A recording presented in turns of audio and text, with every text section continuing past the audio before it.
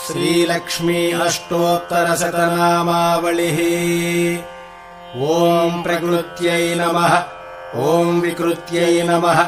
ॐ विद्यायै नमः। ॐ सर्वभूतहितप्रदायै नमः। ॐ श्रद्धायै नमः। ॐ विभूत्यै नमः। ॐ सुरभ्यै नमः। ॐ परमात्मिकायै नमः। ॐ वाचे नमः। ॐ पद्मालयायै नमः। ॐ पद्मायै नमः। ॐ शुच्यै नमः। ॐ स्वाहायै नमः। ॐ स्वधायै नमः। ॐ सुधायै नमः। ॐ धन्यायै नमः।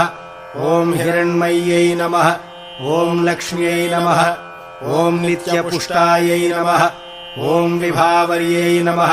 ॐ अदित्यै नमः। ॐ दित्यै नमः। ॐ दीप्तायै नमः। ॐ वसुधायै